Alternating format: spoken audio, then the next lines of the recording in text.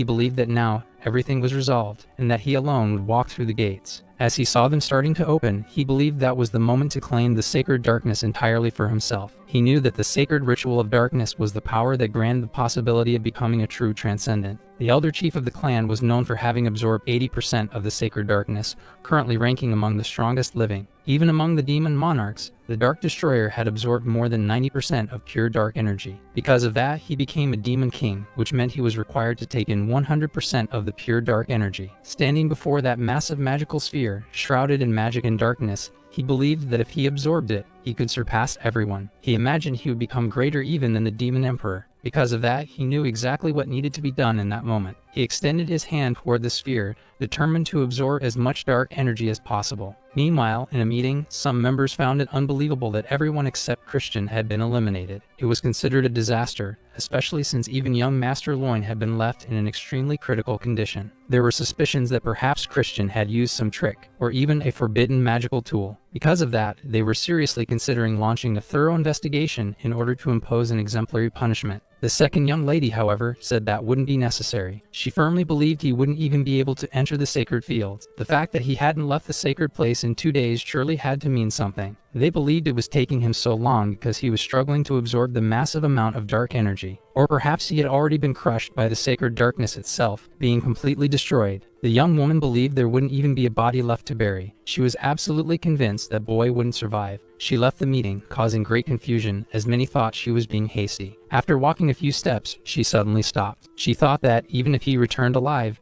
she would personally make sure he was eliminated. She remembered well that when her father died in a battle against the Alliance, Loin and she were adopted by their uncle, Viscount Langham. Because of that, her position within the clan was already unstable by nature. Now, with her brother having failed to inherit the sacred darkness, everything had gotten worse. No one would support her family as successors anymore, so she had to act immediately. She was determined. Christian would pay for all the humiliation she and her brother had endured. Meanwhile, some maids were gossiping that the useless boy, good for nothing, still hadn't come out of the ritual. However, watching them closely was Maya, the ghost who waited anxiously for her young master. She believed that soon, she would be able to see him again. Maya clearly heard the cruel remarks from the maids, and was not about to let it slide. In a firm voice, she said that her heart longed for her young master's return. But if those maids continued being insolent, she would personally take care of them. She declared that if they insisted, she would turn them into ghosts under her control. With that, the demon maids ran off, terrified, since they were deeply afraid of the ghost. Even so, Maya remained worried. She felt that her young master was taking too long. But she had not lost hope and continued waiting patiently, wishing with all her might for his return.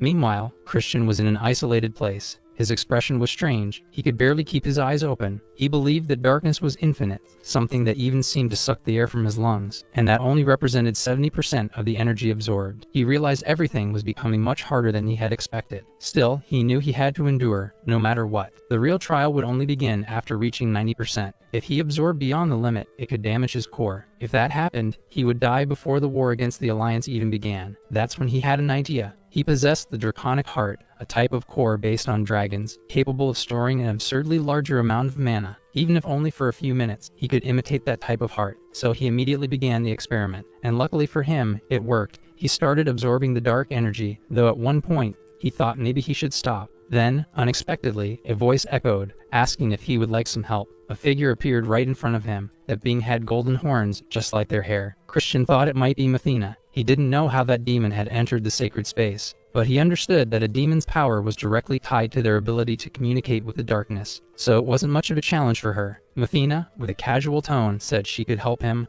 without asking for anything in return. He was uncertain. He wanted to understand why someone would want to help him like that, for no reason. Smiling in a peculiar way, she explained that she was doing it merely on a fleeting whim and suggested that he take her hand. If he did, he would be able to absorb all of the sacred darkness at once. After that moment, a week passed. We then saw the vampire butler, with red hair, standing before someone calmly drinking tea from a beautiful porcelain cup. The lord and patriarch of that family, wearing an optimistic expression, was anxiously awaiting good news. He wanted to know if Christian was still alive. Meanwhile, Christian's aunt believed he had been far too greedy. She considered it reckless to desire so much power. The vampire agreed and informed Viscount Langham that the acting leader shared the same opinion. He said that soon they wished to close the path to the sacred fields and wanted to know if he should carry out the order immediately. The The patriarch, impatient, believed that Dan Brat was just trying to test the patience of an old man like him. He then questioned whether the butler really believed that the irresponsible Christian was still alive. The butler replied that, although the chances were close to zero,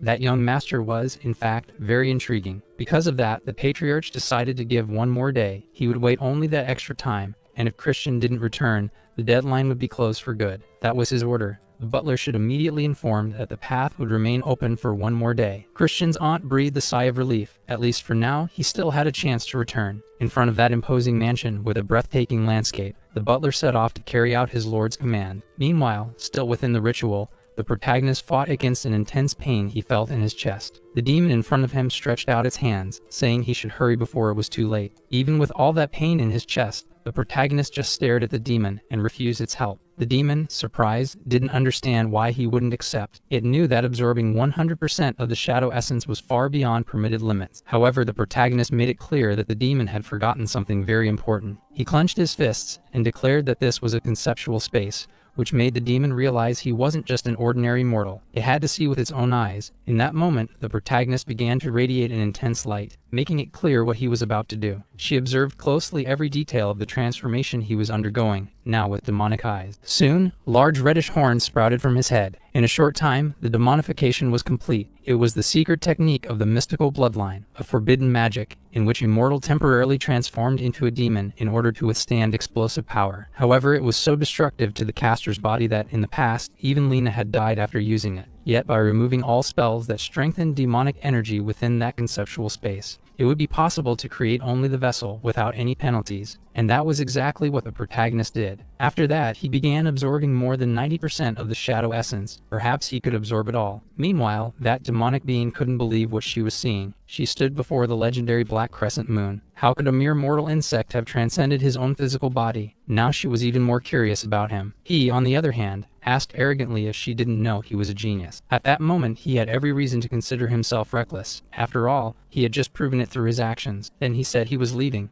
He had a life to take care of, and he wanted her to stay right where she was. As he began to walk away, the demoness tried, somehow, to find a reason or situation that would make them meet again. She watched every movement, hoping his response would, somehow, be positive. When he was almost completely gone, he shot a cold look at her. That gaze seemed to fill the entire conceptual space, but he couldn't simply leave without sending a message. So he made a simple gesture, showing her one of his fingers, making it very clear that he had no interest in forming a contract with her. That demoness, although extremely powerful, didn't understand the specific meaning of that gesture. Even so, the protagonist left, while some time later she began laughing to herself. Shortly after leaving, he spoke to himself in a serious tone, saying he would be insane to want to see her again. He looked around, trying to understand how much time had passed since the ritual began. By his calculations, he had been there for about a week. He believed the main house must be in total upheaval. So he dispelled his horns and removed all demonic aura, as he didn't want to cause an unnecessary scandal. On the contrary, he thought it would be more fun to play a little trick on everyone. Meanwhile, a butler appeared in a hurry, bringing the news directly to the Marcus. He reported that young Christian had returned, and everyone at the meeting table could hardly believe what they were hearing. The Marquis, however, knew that the news must have more to it, so he asked the butler to explain further. That interim patriarch of the dark bloodline, Lainam Debaram, listened carefully as the man reported that the boy had survived. However, he survived by a thread, and was in a state of extreme exhaustion. Those were the healer's own words. They said he seemed incapable of properly controlling his own energy. Everyone present at the meeting believed that absorbing more than 80% of the shadow essence had been pure greed. Now they believed that because of his irresponsible behavior, everyone had lost an immense amount of essence and that he should be punished. The Marcus seemed to agree with everyone, but asked them to leave, saying he would hold another meeting later. Once only he and his son remained, he asked if everything he had heard was really true, while the son stood silently by his side. The young man simply tapped his fingers on the table, waiting to hear the full truth about Christian's core. He replied that he had been with the healer, and it seemed that, indeed, what had happened was serious. That useless boy's core was truly damaged. In silence, the Marquis continued tapping his fingers, now more forcefully, against the table. The young man simply watched attentively, waiting to see what his father's next move would be in light of that situation. The man, in turn, stared fixedly downward, as if searching for some kind of answer on the surface of the table. The longer the silence stretched, the more the boy remained still, simply watching with his head slightly lowered. However, when Loin's name was mentioned, the young man immediately showed interest in the conversation. The Marcus' plan had been to use Loin as an heir, while also making him a sacrifice in the venomous bloodline scheme. The man's strategy had included eliminating both Loin and Jupin at once, but everything had failed. Now on top of that, he had to deal with Christian, who was starting to catch the attention of the family's patriarch. The Marcus's second son observed everything quietly while his father remained tapping on the table, deep in thought. At last, the Marcus order was clear. Christian was to be taken to the Hall of Shadows the next day. He would decide that boy's fate in front of all the vassals. It would be a public humiliation, which he was determined to make Christian face. According to the Marcus plan, he managed to bring Christian to the center of a stage prepared specifically for him. The protagonist realized that man was truly intent on turning him into the target of public ridicule. Looking to the sides, he noticed that many highly prestigious figures were present to witness the spectacle. Even the second prince was among the attendees, which clearly indicated that something bigger was at play. The man responsible for it all summoned Christian and declared that he had made a mistake during the ritual. The young man confirmed that he was aware of it, but the man demanded that he state exactly what the mistake had been. Christian replied that his mistake had been not crushing more firmly those brothers who weren't worthy of the family's prestige. It was clear he was referring to Loin. Upon hearing this, Loin's sister could barely contain herself, overwhelmed with the urge to intervene. However, the Marcus ordered her to be silent. The official accusation was that Christian had monopolized a precious family resource. When told that he should have achieved great accomplishments, the young man asked what exactly those accomplishments should have been. The Marcus responded that he should have reached at least 70% purity, and that any value lower than 75% was unacceptable. Christian then wanted to know what would happen if he hadn't reached that percentage. What in the end would the punishment be? The Marquis explained that if that were the case, no dark magical technique would be passed on to him. Additionally, he would be permanently banished from the main house. He would also lose any right to inherit the title of Count Khazar. Upon hearing this, Christian asked how they intended to evaluate his accomplishments. That's when the second prince raised his hand, showing interest in joining the discussion. He explained that although Christian's core was conflicted and murky due to magic overload, it was still possible to assess its purity. He said that in a direct confrontation, even with 70%, the quality of magic could be judged. This was because, when the amount of mana was equal, the wielder of dark magic would always prevail, provided their purity was higher. In other words, that type of combat was an effective way to destroy an opponent's core. The protagonist quickly realized that man was even more despicable than he had imagined, but he accepted the challenge. However, he imposed one condition. He would demonstrate a sufficiently high-level accomplishment, but in return, he demanded to be allowed to take part in the succession trial for the title of Young Master. At first, everyone appeared surprised, but the second prince agreed. The Marcus's second son stated that in that clan, what mattered wasn't being of the main or secondary bloodline, but strength itself. He warned Christian that during the magical conflict, he should release only the necessary amount of energy. He cautioned that if he mismanaged his mana, it could permanently damage his core. He also said that even if there was a difference in purity, Christian didn't need to worry, and thus the duel began. At first, their powers seemed evenly matched. Christian, however, just smiled and suggested that his opponent be careful with his precious core. Those words were not well received by the Marcus's second son,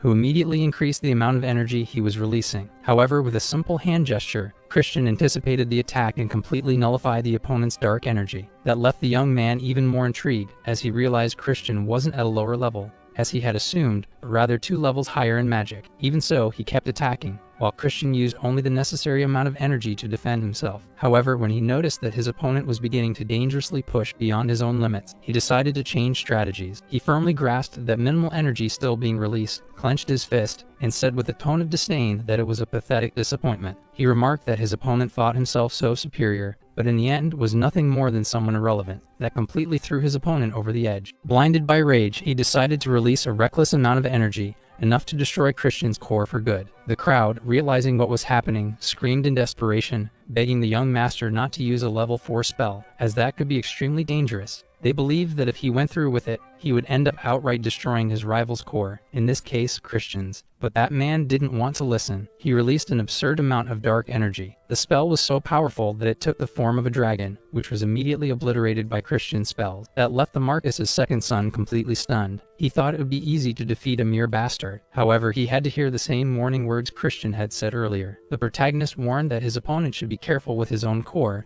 as things were going beyond the limit. Ashid, now desperate, watched as all that energy turned against him, without any chance to react. As soon as the magical thread snapped, he felt deep pain. His core was severely damaged. Several of those watching the duel clearly noticed the struggle the young master was showing. Nevertheless, Christian was displeased, as he had come very close to completely destroying his core. Even so, it was clear that the Marcus's second son had suffered serious damage. Still, he wiped his mouth, took a deep breath, and with difficulty, acknowledged that Christian had reached a purity level of 90%. Now it was confirmed, and everyone, even those who were against it, had to accept the fact that Christian possessed more than 90% dark purity. Smiling confidently, Christian stated that he now had the legitimate right to the title of young master. The Marquis, however, looked at him with complete indifference, making it clear he didn't want someone like Christian in the family's social circle. Wearing a serious expression and giving off a strange aura, he remained with his hands resting on the table, without saying a single word. Faced with this, the man began tapping his fingers on the table, showing a bit of anxiety. He stated that a deal was a deal. Christian could take the test to become the young master. However, the participation of someone from a secondary family was completely unprecedented. For that reason, he declared that the test method would be decided arbitrarily by him. First, the young man would need to prove his aptitude, and then earn the merits required to assume the title of young master. Still in that luxurious, brightly lit room, someone asked how exactly he was supposed to prove his aptitude. The man was direct. He said Christian had to reach level 3 within 3 months. To Christian, that was no problem at all. Being a genius, he believed it wouldn't be difficult to achieve that goal. The Marquis simply looked at him and declared that he would await his presence within that 3-month period. After that meeting ended, the Marquis remained seated in his armchair, sipping tea while scolding his son. He spoke to Ashid calmly, though it was clear how disappointed he was. Both of them knew the fault was entirely Ashid's, who had underestimated his opponent, and because of that had even severely damaged his own core. Even so, the Marquis believed the situation would soon resolve itself, because with 70% purity,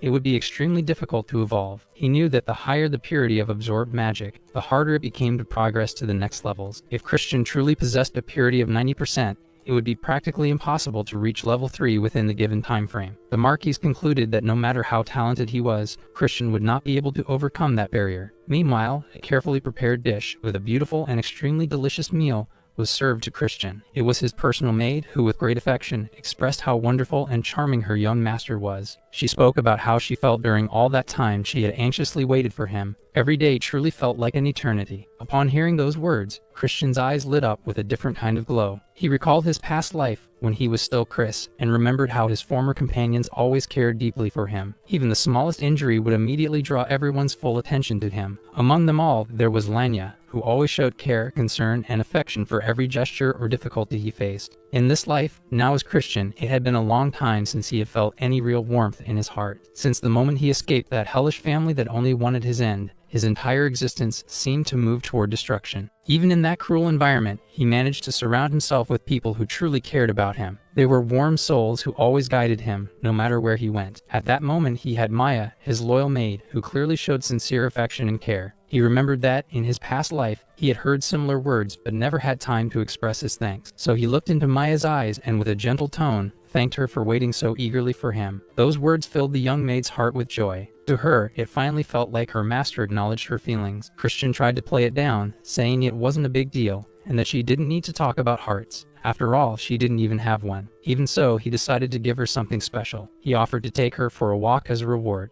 That left Maya completely surprised and extremely excited, as it had never crossed her mind that she might get a chance to walk alongside her young master. She was so thrilled that she ended up startling him a bit, so with a smile, she asked that they hurry before she got even more carried away. They left the room and began walking through the immense garden of that colossal castle. She was so content that she started picking the most beautiful flowers she found along the way. Meanwhile, Christian simply watched her, admiring how happy she looked just walking beside him. He too was enjoying the moment. It had been a long time since he had felt such genuine peace. Reaching level 3 in 3 months wouldn't be easy, but he decided he would worry about that later. Suddenly, a voice caught his attention. It was his aunt, who wanted to know if he was still causing trouble. He greeted her politely, and she asked how he could go for a walk so casually given his current situation. Although he had thought she would be his tutor, she quickly informed him that she couldn't take on that role, but she would take him to someone else. She only asked that he follow her. With that, Christian turned and said goodbye to Maya, telling her he'd be going out and wouldn't return until night. The protagonist then followed her through the long corridors of the castle, which seemed to stretch endlessly. At the end, they descended a staircase just as long as the hallway itself. As they walked, Christian commented that, although he didn't know what kind of tutor this person would be, he was grateful she had thought of him. His aunt, however, said he shouldn't give thanks before meeting the person, but that she hoped he would experience what was to come. She explained that, for the record, none of the brothers had been able to properly keep up with that tutor's teaching. She stated this was an opportunity that might never come again, and for that reason, she wanted him to give his best and not let her down. However, suddenly, Christian stopped. Something along the way caught his attention. There was a child standing precisely between two staircases, right in the middle of the path. He observed carefully and commented to his aunt that it looked like there was a lost child in that place. However, that child with light-colored hair and an extremely imposing posture simply stared at him with complete disdain. Concerned for the child, he approached, placed his hand on the young boy's head, and asked where his parents were. However, the boy didn't seem at all comfortable with such closeness, and it was precisely at that moment that the protagonist realized it. He quickly pulled his hand away from the boy's head, thinking that couldn't possibly be real. Suddenly, his aunt said something unexpected. She wanted him to greet the boy, for that child was, in fact, the incarnation of the patriarch. Upon realizing who stood before him, he promptly saluted the head of the house, but the child's expression remained calm. He simply watched in silence, observing the demonic aura surrounding the young man, something that appeared absolutely extraordinary. He noted that the level of magical absorption in that body was astonishing, estimating it surpassed 90% of the available energy. The patriarch then confided that it had not been a wise decision. He said it would have been more sensible to absorb only around 8% of the sacred darkness, as he himself had done. He mentioned that even the family's ancestor, without the blessing of the Demon King's majesty, would never have reached such a level of power. Still, he assured him that the boy could use that power. All he had to do was take his hand, and part of the magic could be turned into void. After hearing what the patriarch had to say, the protagonist, with all due respect, asked to pose a question before accepting anything. He inquired whether that elder believed the family of dark demonic energy had weakened over time. His aunt immediately scolded him, saying that question was inappropriate. However, Christian explained the reason behind it. He wanted to know if the patriarch was implying there was a clear reason behind the decline in the family's prestige. The protagonist stated that there was. According to him,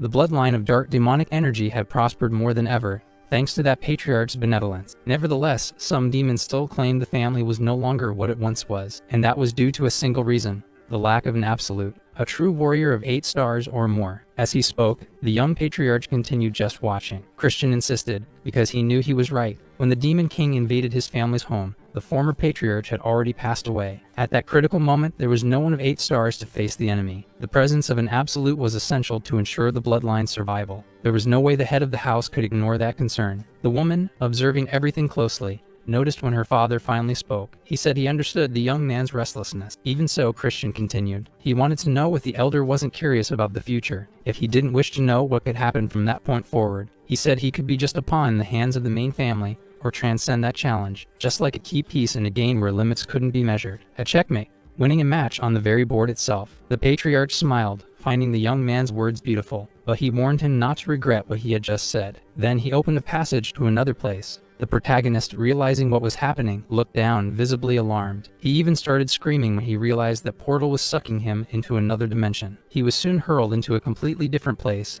a vast forest under a dazzling blue sky. He then heard a voice from above saying his first mission involving dark demonic energy was about to begin. All he had to do was survive. As soon as he heard that, the protagonist felt a terrifying presence behind him. Turning around cautiously, he came face to face with a 2-headed creature, drooling eagerly to devour him. While the young man faced that beast in this mysterious place, everything was being transmitted directly to the patriarch. The scene was displayed like a spectacle within his crystal sphere. His daughter suspected that, once again, her father was willing to restart that ancestral mission. She questioned him about the level 4 beasts, which made the patriarch want to make things even more difficult. He inserted a new enemy into that dimension, a stone lizard. Now Christian had something else to focus his attention on. The woman, realizing what her father had done, understood it was all a consequence of her own comment. She apologized in her mind, regretful. The patriarch knew that by fighting for survival, the boy would eventually come face to face with his true essence. Being on the brink of death made it easier to gain deeper and faster understanding of one's strength. Even so, he hoped the boy wouldn't suffer any serious injury. He sat down to watch everything through the crystal ball and decided to wait. He just wanted to relax and enjoy the show. He asked his daughter to bring him something tasty to eat, and she prepared a tray of sweets. Excited, he began to enjoy the treats, which had been his favorite since his youth. He said that whenever he used powerful magic, he ended up feeling an uncontrollable craving for sweets. Right afterward, he snapped his fingers and dimmed the room. He thought it was better to watch the display in a cozier atmosphere. As he settled in, all he wanted was to observe his grandson's training. He saw that now the boy would have to face not only the 2-headed bear,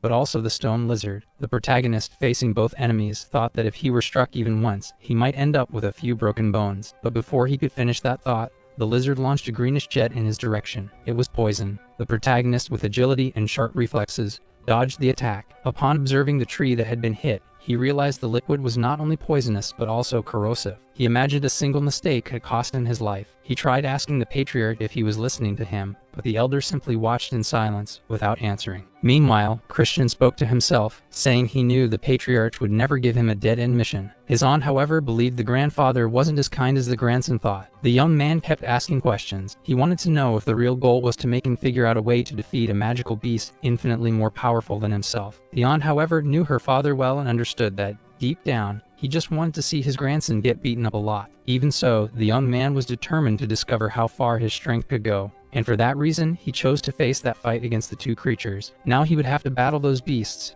but he was determined to win. He knew the power of those creatures was immense, and their speed was nothing to scoff at either. So he would need to pay attention to the smallest details, observe carefully, and find an opening to act. When that moment finally came, he would use his magic to neutralize them all at once. As the battle progressed, the patriarch observed the young man closely and soon realized he truly possessed an unusual talent. His movements were completely different from those who had come before. However, the aunt, deeply worried about her nephew, spoke to her father and asked him to go easy, as he was still just a child in the end. But soon enough, Christian showed that he hadn't come there to play. He was determined to take advantage of every inch of that space for his training. He left both his aunt and grandfather stunned by managing to bring down the first monster. Curious, the patriarch asked the young man how he had managed to capture that beast. Christian replied that the creature had high physical strength and solid defense, but it was slow and not very resistant to demonic energy. He explained that he took advantage of a moment of carelessness, a tiny opening, to strike precisely. At that moment, he injected demonic energy directly into the creature's heart.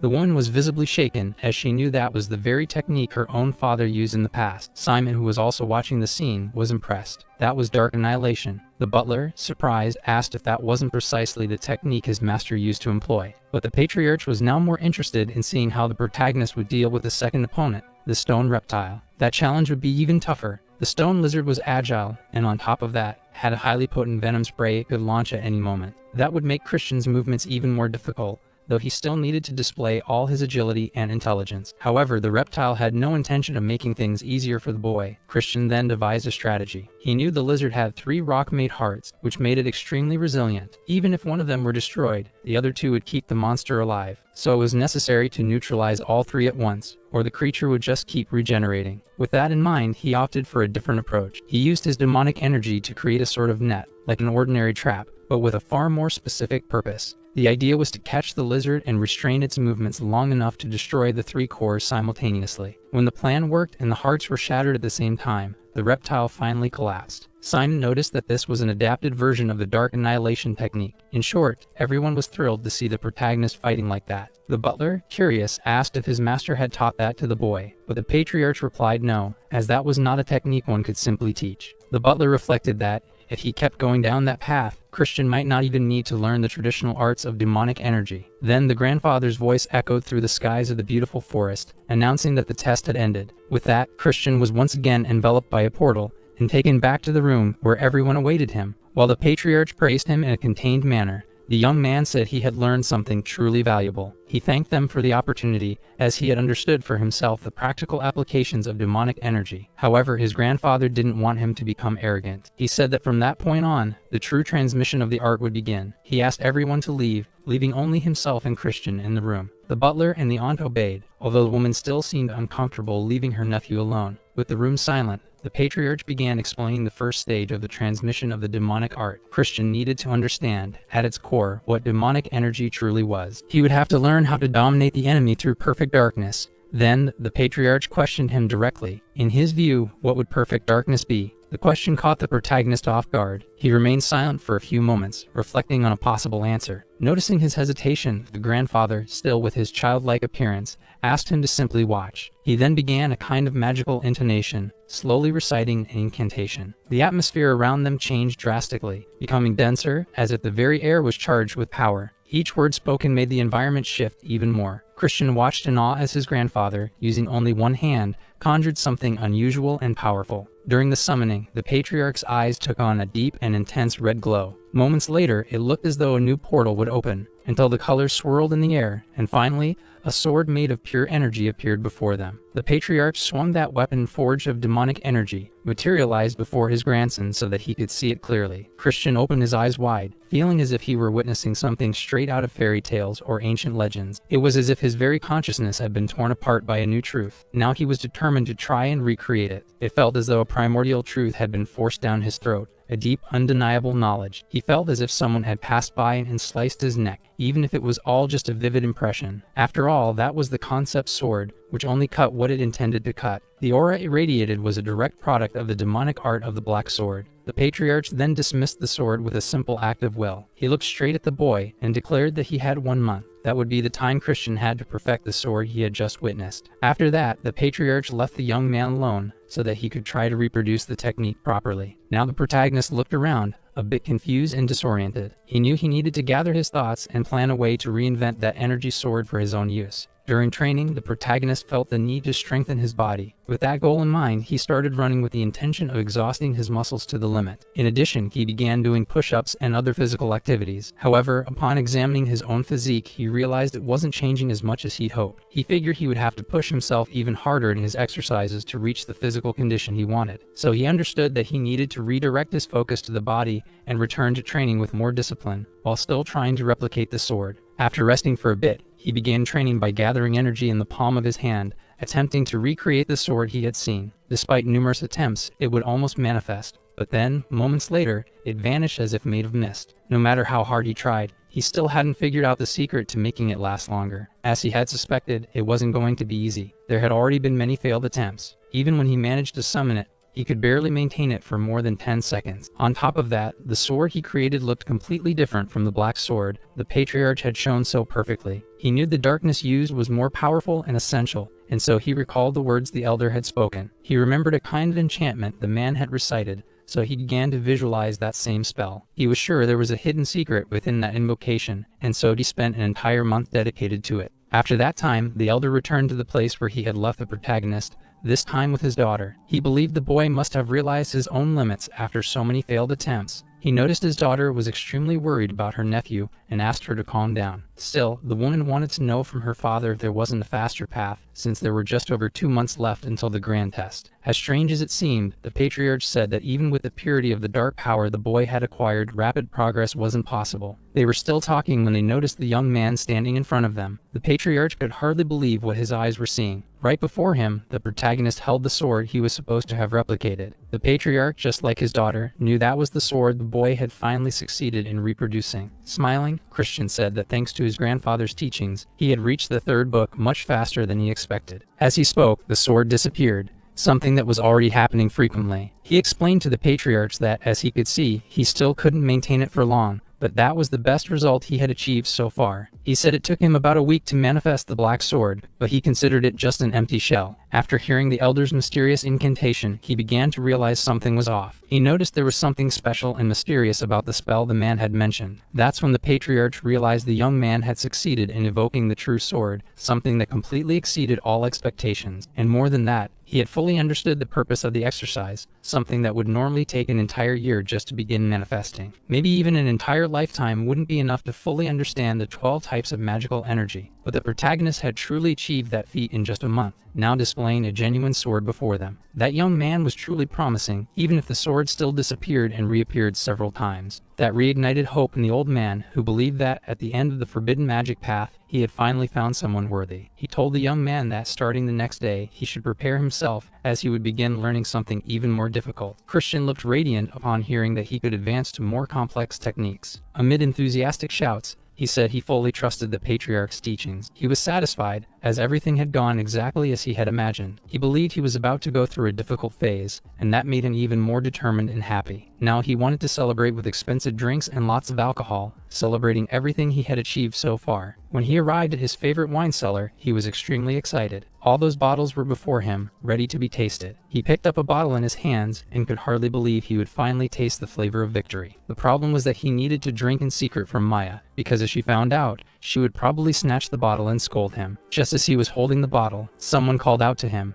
Trying to hide it, he turned around to see who it was. The person asked if he was already drinking in the middle of the day, as if he still intended to keep up those habits. He looked at the woman and noticed she was a 3-star level mage. From the tone of her eyes, she seemed to be a dark mage. When the protagonist asked if she happened to know him, the young woman looked visibly offended. Her expression showed that she thought he was mocking her, like so many others had done. She said it was bastards like him who made her lose her patience. Overcome with anger, she gave him a strong slap to the face, as if to see whether he would do anything in front of a lady. The slap was so intense that it knocked him to the ground. She was truly furious. Meanwhile, the servant assigned to accompany her asked that they leave, saying that such trash didn't deserve her lady's attention. The protagonist remained on the ground, bottle in hand, rubbing his face, still feeling the sting of the slap. He told Sebastian what had happened and wanted to know who that girl was to act with such rudeness. The man replied that she was Marisa from the House of Poison Magic, and then took the bottle from his hands. Christian, stunned, could hardly believe they were talking about none other than the House of Poison Magic. He felt regret, as he hadn't known he had mistreated his own fiancée, or rather his ex-fiancée. When he heard that the woman was his fiancée, Christian could hardly believe it. However, he was quickly reminded that she was already his ex-fiancée. Full of anger, the young woman left the presence of the protagonist. She walked briskly through the corridors without even looking back. Her expression was serious, but not a word left her lips. She remained silent, immersed in her own thoughts. She remembered the ants she used to observe in the garden when she was a child. She liked to watch them when she was about 8 years old. Bored, she would spend hours sitting with her doll in her lap, just observing the little insect. At that time, she thought that, either way, everyone around her only cared about her brother and completely ignored her. She constantly heard adults commenting that she was just a bastard, born out of wedlock, the result of one of her father's passing whims. They believed the father only paid her attention because his legitimate son was useless, and so he tried to compensate by investing in her. While she was sitting in the grass, watching the ants, she noticed someone approaching. She thought it would be just another person who would ignore her or mock her cruelly, so she just hugged her doll tighter. That was when, for the first time, she saw a young Christian who approached, calling her a brat and asked what she was doing alone out there. That behavior was unexpected. Someone her age had come up and started a conversation with her. At the time, Marisa replied, a little angrily, saying she wasn't a brat and that her name was Marisa. Christian introduced himself and said he was the son of Count Khazar. He said adults were all annoying and that she shouldn't pay any attention to them. He told her to wait until she grew up, because then she could fight back against everything they were doing to her. Marisa, outraged at the world around her, said she would take revenge on everyone, become a powerful mage, and shut each of them up. Upon hearing that, Christian smiled. He thought that girl had impressive ambition. He said that was exactly the spirit a mage from the dark magic clan should have, and that warmed the girl's heart. He also said that if she truly intended to become the strongest of all, then he needed to treat her with respect from the very beginning. He began calling her the future Supreme Mage and extended his hand to her. He asked her to accept the honor of being formally introduced to the clan of dark magic. That gesture was something unexpected for Marisa. No one had ever been that kind to her. Overcome with emotion, she accepted his hand, held it firmly, and thanked him. And so the two began a tour of the mansion. That was the memory running through Marisa's mind at that moment. The Christian she had met seemed very different from the man she had just seen now. She thought all of that belonged to the past, even if the engagement had been sealed through the alliance between their two families. Even so, back then, she had waited anxiously, dreaming of a future by her fiance's side. But the news about Christian had been awful. They said he was a drunken bastard,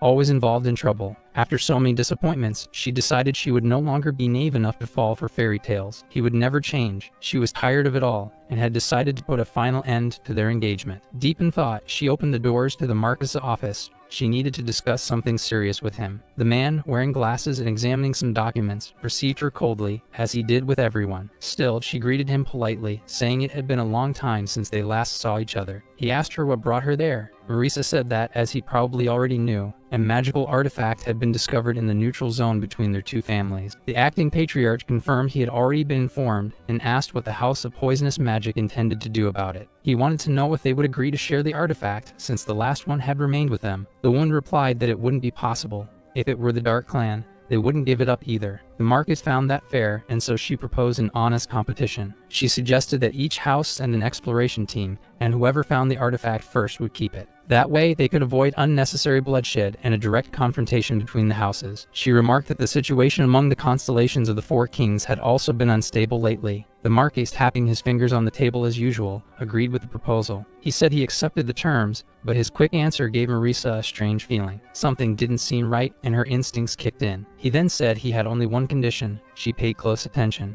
The condition was that if the House of Poisonous Magic broke the agreement, they would lose not only that artifact, but also the previous one. Marisa was intrigued. How could he claim they would betray the agreement? He He replied by saying that her house specialized in poisons and treacherous traps, and that naturally raised suspicions. It was a provocation, a verbal trap meant to throw her off and make her accept without thinking. And that was exactly what happened. Seeing that he already had the upper hand, the Marquise asked if she would personally lead the House of Poisonous Magic's team. She confirmed that this had been her plan from the start. He said that, in that case, he would finally see the famous Little Lady of 10,000 Poisons in action. As she turned to leave, Marisa declared that she would await the rival clan's team on the day of the expedition. As she walked away, the Marquis simply watched her. His plan was nearly complete. He rose from his chair and slowly walked over to a game board set to the side. Gazing at the board, he already had all the moves in mind. He studied each piece's position carefully. That wasn't just a strategy game. It was a reflection of the lives of everyone around him. With a calculated move, he shifted one of the pieces. It was a play that would topple Marisa. At the same time, it would allow him to discard Jupian, who only had value when beside his brother. Since he was now incapacitated, the Marquis had managed to eliminate 2 targets with a single move. He toyed with everyone's lives as if they were mere pawns on his board. He believed he had prepared the perfect stage for his spectacle. 2 months had passed since that conversation, and the seasons had changed as well. While Christian intensified his training, the paths of many others also began to shift in new directions. Someone was struggling with a heart full of confusion over an old love, and that person was Marisa, shaken after seeing Christian. The loser of the competition had been cast aside, as no one paid attention to Loin anymore. On the other hand, the Ice of Envy sharpened its blade, and the Marquis's second son had no intention of letting such humiliation go unpunished. Amid all this, someone had begun acting discreetly, preparing for the approaching future. Several scenarios and countless lives would change, but the moment had come when Christian returned, now face to face with the Marquis. It was his chance to prove himself worthy, and in front of everyone, he summoned the Dark Sword. That act made the second prince harbor even more hatred for Christian, willing to do anything against him. The protagonist believed that just seeing Ashid's expression had already made all the effort to materialize that sword worth it. However, he couldn't reveal the true sword, as he had been warned by his grandfather that doing so might lead to an even harder task. Until that moment, he thought he had endured everything as advised, but just imagining the Marquis's surprise made him anxious. Even when faced with the undeniable, the Marquis merely stated that Christian had some talent. Then, the Marquis announced what the next mission would be, informing them that soon they would need to send mages to retrieve an artifact. Christian listened attentively, and thought it would be easier to just go look for the artifact, asking if he should go alone. The Marquis then clarified that he would be part of the troop led by the second princess, Jupian. He also said that the mission originally belonged to Loin, so Christian should consider himself fortunate. He added that this was an honor, as Christian was above the required level for that specific task. The protagonist simply thanked him for the new opportunity, turned around, and began walking without hesitation. However, the Marquis's second son remained concerned about the possible attention Christian might attract. A man near him said it wasn't time to worry, as there were no concrete reasons. Everything was going according to plan. He revealed that he had a strategy, and everything was progressing as expected. They only needed to wait for the right moment. Upon leaving, Christian believed he would be sent on a high-risk mission, but everything seemed much simpler than expected. He reflected and remembered that the mission originally belonged to Loin, or at least that was what the Marquis had told him. He began to think more clearly and tried to recall what had happened in the original timeline. If things had unfolded as before, Loin would have been assigned to that mission, not Christian. However, during the Great War, Loin was never mentioned again, which made doubts begin to surface in his mind. He then remembered an old story he had heard a long time ago. In his past life, back when he was still Chris, he used to stroke a talking fox to get information from her. The fox refused to speak unless Chris gently brushed her fur. After giving in to her request, she told him about a conflict over an artifact between the Dark Magic clan and the House of Poisonous Magic. At the time, the conflict didn't gain notoriety outside the circles involved, even with the complete destruction of the Dark Magic clan's troop. The Poisonous Magic House also suffered losses, but both sides silenced the event for unknown reasons. What mattered was that the incident had been the seed of a great calamity. The protagonist back then wanted to understand the case better, and the fox explained that everything started with a patriarch. He met a tragic end at the hands of his own son, the Marquis Langham. If not for that, the Demon King wouldn't have conquered the Dark Magic clan so easily. In the end, Christian concluded that during that event, the amulet had triggered the beginning of the era of ruin. The Dark Clan's troop was completely wiped out, and instead of Loin being among the dead, now fate would be altered. In Loin's place, it would be Christian who became a pawn in a conspiracy, stabbed in the back. The name of the eldest son of House Khazar was now involved, and that's why the mission seemed far too simple. The Marquis had done everything on purpose so Christian would accept becoming part of an intricate conspiracy. Even so, he still lacked concrete proof, so acting rashly would be an extremely risky mistake. Besides, he was only a 3-star mage and doubted his ability to take immediate action, but he would remain alert. He was about to leave when a female voice asked him to wait.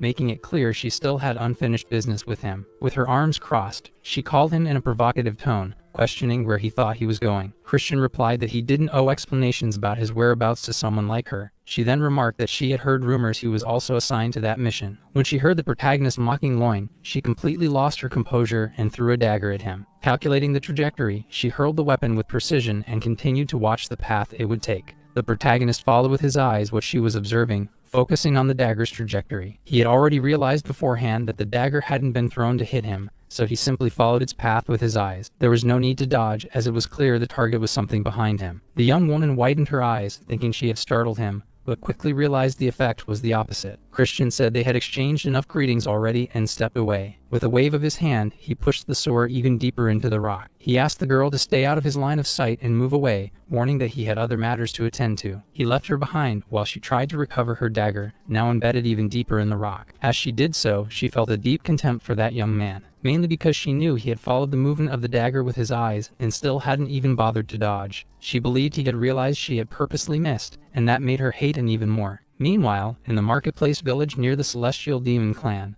the protagonist was strolling through the streets without a care. As soon as he could, he grabbed a mug of beer and opened his mouth wide, as if he could already taste it. However, he was pulled by someone who placed a hand over his mouth, preventing him from drinking. The only thing they allowed him at that moment were a few rounds of a luck-based game, which he had always enjoyed. This happened as an act of revenge, since the waiters had refused to serve him any drinks, forcing him to settle for a few skewers. He wished he could spend the rest of his life just eating and resting, as it had been a long time since he'd taken a break for himself. While eating, he thought that the shop of that one guy should be somewhere nearby, maybe on a side street, but he soon realized that before moving on, he needed to shake off someone who had been stealthily following him. At first, he believed they were subordinates of the marquis, but he was in for a surprise. He barely noticed when a hand emerged from an alley, covered his mouth, and pulled him in abruptly. He was dragged by feminine hands into the alley, while the person tried to keep them quiet. She simply pointed in the direction she wanted him to go, asking that he trust her somehow. Looking up, he saw that the person had long hair and striking green eyes. Right after, she told him to be careful, saying he was being followed,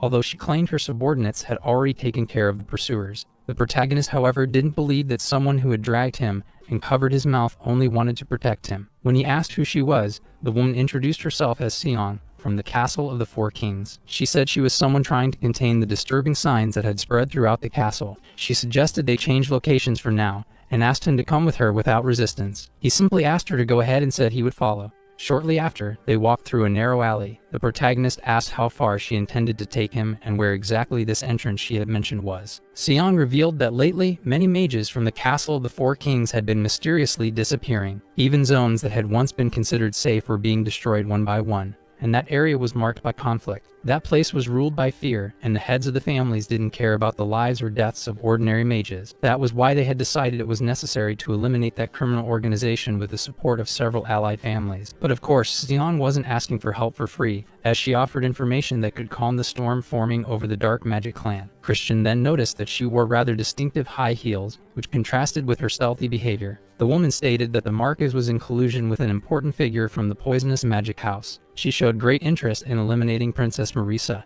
who belonged to that same house. To the protagonist, it was strange that they didn't want to eliminate just him, but also Marisa, which raised suspicion. If both families were weakened, the leaders of the Castle of the Four Kings would gain more space and influence. In the end, the balance between the 12 magical families would be seriously threatened, and that was why Seong hoped he would prepare properly. She also wanted him to take on the role of young master of the Dark Magic Clan and face those threatening the peace. The protagonist thought that, if that woman knew he could become young master through an expedition, then her access to information was impressive. Even so, he refused immediately, saying he couldn't trust someone who had no proof. If she wanted his cooperation, she should at least offer some kind of guarantee. The woman thought the demand was excessive, believing she didn't need to go that far to convince him. But the protagonist stood firm, saying that without guarantees or concrete evidence, he wasn't willing to get involved. Then she pulled something from her sleeve. It looked important, and she offered it as proof of her word. She extended her hand with the object and asked him to keep it as a sign of trust. The protagonist looked at it closely, and after some thought,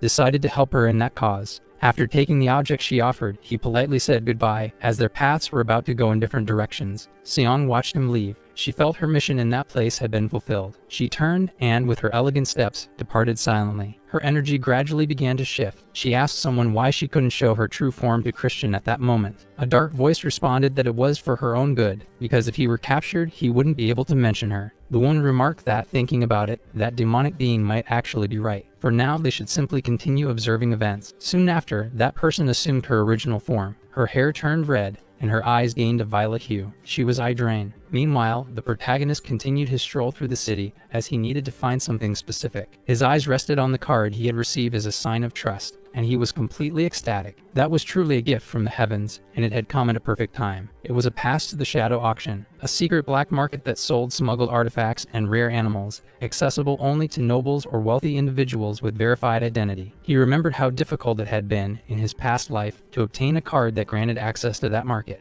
Now he had one in hand. He didn't recognize the name mentioned on the card, but recalled what was said about the Marcumanist being in collusion with an important figure. He still didn't know exactly who that mysterious person was, so he couldn't trust her too much. For now, the best thing to do was prepare cautiously for whatever awaited him in that place. So he asked someone nearby if it was possible to send a carrier pigeon. After receiving confirmation, he began to write a letter that would be sent to someone he still didn't fully trust. As soon as the bird's owner received the note, he prepared it properly for delivery. Shortly after, the protagonist watched the bird take flight with his letter. Soon, measures would be taken. He felt relieved as everything was ready, and he believed now was the ideal time to find that person. The person he referred to was someone who wore glasses, enjoyed fine wine, and whose presence was always shrouded in mystery. After deciding he would seek out that person, the protagonist headed to an extremely luxurious place. He was stopped at the door by a man who told him that such a place wasn't suitable for someone with such a plain appearance. However, when he showed the card he had received, he already knew the treatment would immediately change. The doorman, upon seeing the card, was stunned to realize that someone like Christian had one of those. From that moment on, he was taken directly to a reserved area,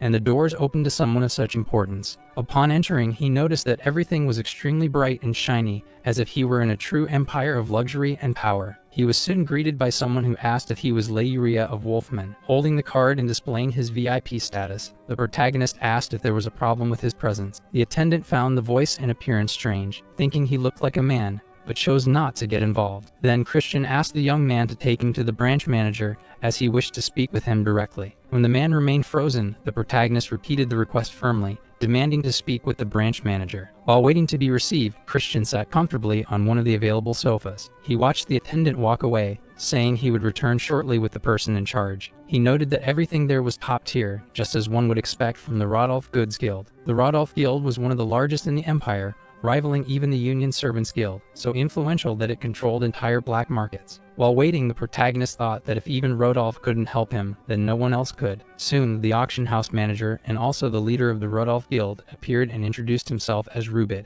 After introducing himself, he calmly sat down, wanting to know the reason the young man had asked to meet him. He was then surprised when Christian stated he wanted to be taken to the ruins. Rubid was completely stunned upon hearing that, and the young man insisted, asking if he didn't know Ruin. The manager replied that he did know her, that she was the master of the Servants Guild, but said that not even they could summon her easily. Christian looked at him with suspicion and stated that the woman he was looking for was standing right in front of him. Rubid tried to dodge the subject, saying he didn't understand what he was talking about, but Christian suggested it might be an effect of the relic. Watching the man stumble over excuses, he said it all seemed a bit too convenient. He explained that servants showed up frequently, so it would be better to stop pretending and just tell the truth already. Faced with his persistence, the transformation finally took place right before the protagonist's eyes. The woman who had been hiding behind the disguise revealed her true identity as the leader of the guild. She asked how he had found out, and Christian simply smiled subtly. He thought he recognized her because that woman had tormented him in his past life, so he knew her all too well. Naturally, he had taken back everything she had stolen and more, several times over. He asked if she wasn't ashamed to use such a mediocre relic to disguise herself as the head of the Rodolph Guild. He even added that, at best, the disguise was incredibly sloppy. Those words left the woman completely shaken, but of course he was just bluffing, since there was no way to actually break the relic's effect. He even suggested that maybe her face was too big to be hidden,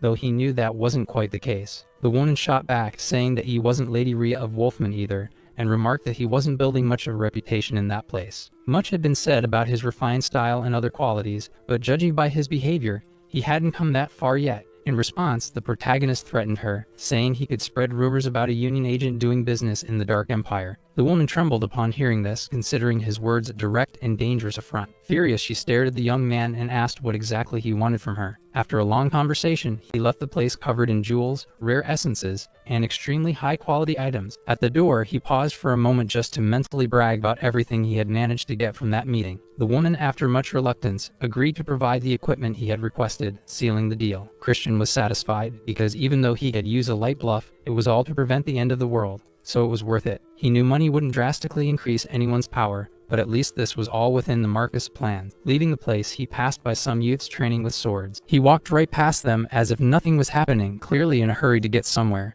One of the young men stopped him and asked if he was going to join the training, but Christian immediately declined. The team mentioned they'd be ready to depart in 2 days, and that he should participate too. He replied that he preferred to remain just as useless as Loin, and so he'd stay quiet. With a slight farewell gesture, he told the red-haired boy they should focus on working hard. Even with the others trying to convince him, Christian told them to leave him alone, as he wasn't interested at the moment. He heard someone say he wasn't worth the trouble, and that it would be better to let him go. If there was no gain, not even a doctor could fix him. Despite that, he seemed arrogant and unconcerned, as if that task had no importance whatsoever. After a night's rest, the next day the protagonist was impressed. His contact had managed to get everything he needed. The leader of the Rudolph Guild wanted to know what he planned to do with all those items, but Christian said there was no need to know. He then asked where the rest of the things he had requested were, and they showed him a briefcase. Upon opening it, he saw the items didn't look very elegant, but he knew it wasn't the time to be picky. As he left, they said they didn't understand the protagonist's intentions, but wished for his identity to remain secret. Christian, however, stated that soon they would be serving the same purpose,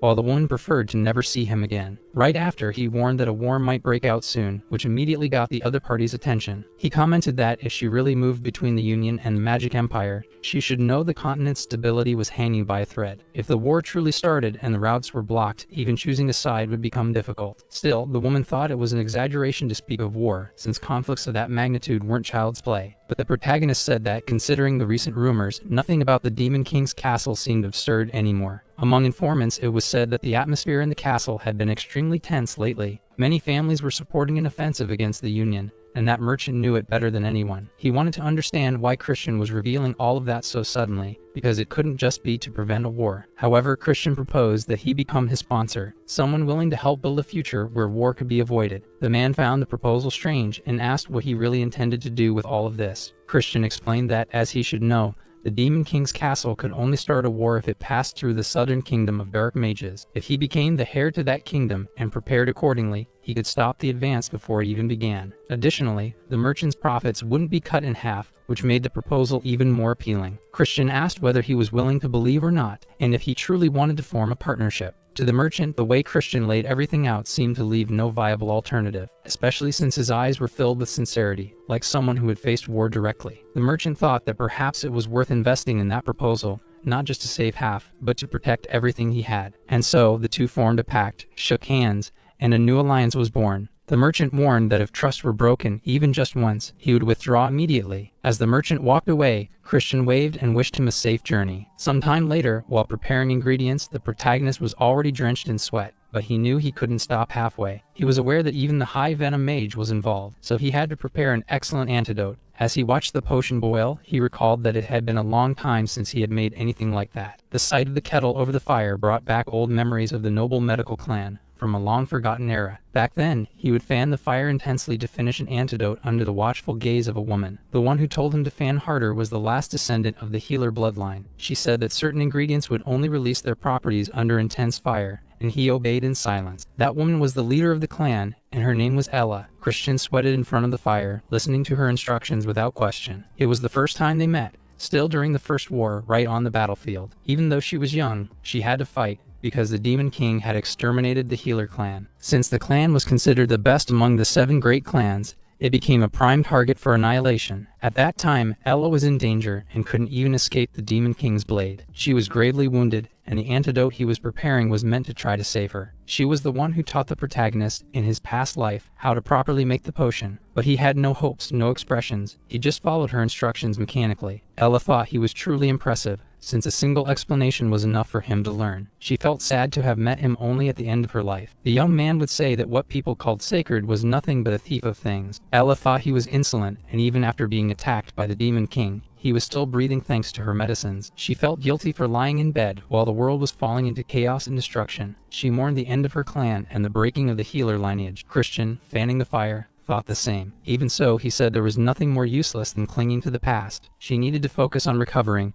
because there was still work to be done. The woman placed her hand on a stack of books, the only ones that remained after the Demon King's invasion. Among them were secret arts and the clan's records, everything that could be preserved from destruction. Trying to encourage him, she asked him to carry on the clan, even though she was weak. She held his arm and begged him not to let the clan die. She wanted him to save people in her place. If he could do that, she would be able to pass on in peace. She looked at him, seeking an answer. The young man simply observed her in silence, as if he had already accepted that mission deep within. He gently took her hands and said that from that moment on, she should call him her disciple. The woman smiled in satisfaction. Being called master, even without being able to teach, proved she had chosen well. After she passed, Christian scattered her ashes over a rose garden as a tribute to his mentor. In his current life, he believed he was now the 27th leader of the Healer clan. He had fully mastered the secret art that had survived the ruins, all to fulfill the promise he had made to her. Because of that, he became known as the Saint of the Battlefield, someone who roamed the front lines healing the wounded. In the present, he looked at a small bronze sphere and thought of his master, believing she was now in a better place. Even in this life, he remained determined to fulfill the promise he had made in the previous one. Meanwhile, in the skies, a bird could be seen delivering a letter to a specific location. As agreed, the letter was delivered to Count Khazar,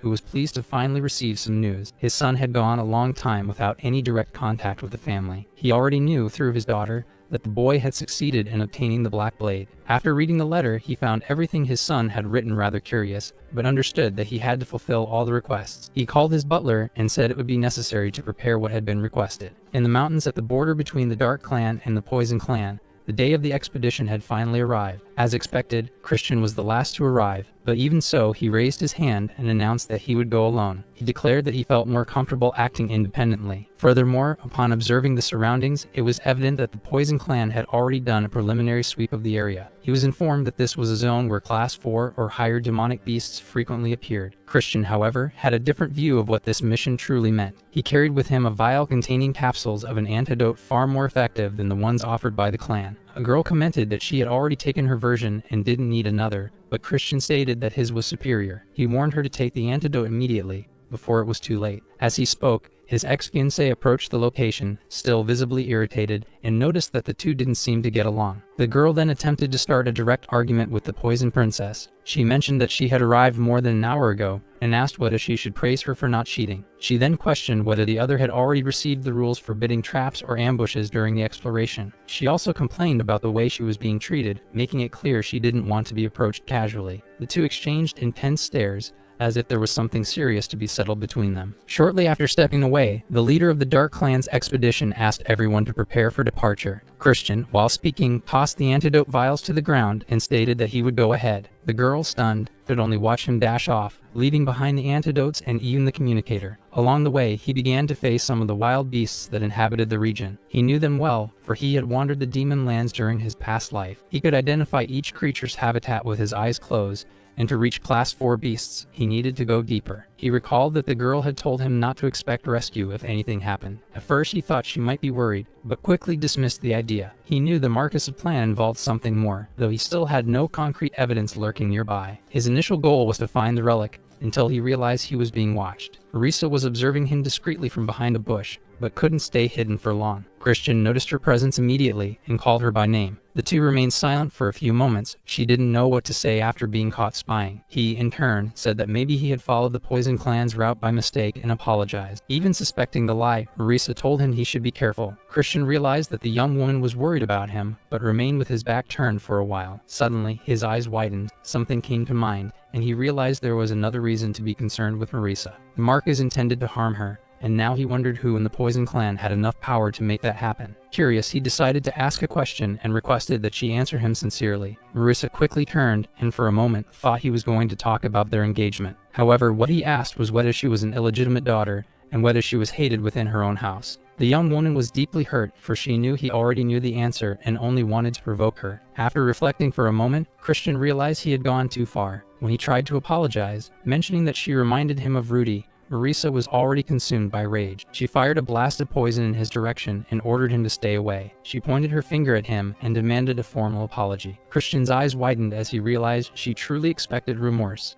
The number of vials she carried suggested that this wasn't just about a family dispute. He needed to find out who was behind all of it, because Marisa would remain in danger even within her own clan. He decided to buy time until possible reinforcements arrived and asked if she wasn't violating the rules of the expedition. The girl became furious and demanded that he repeat what he had just said. Christian simply pointed to a tree behind her. There were poison marks on the trunk, clear evidence that the attack had come from her. With that, the Dark Clan could claim a rule violation and easily obtain the relic. He asked Marisa if he was wrong, and even though she was irritated, she admitted he wasn't. However, she stated that he should be punished for insulting her family and grabbed more vials of poison. She said it represented her frustration over the broken engagement and asked if he thought that was self-defense. Without hesitation, she threw all the vials at him at once. Christian simply widened his eyes upon realizing he was about to be hit by all of them. He quickly crossed his arms in front of his face to protect himself from the direct impact. In the middle of the green, toxic mist that now filled the area, he dropped to his knees and began coughing violently. Marisa, satisfied to see him kneeling,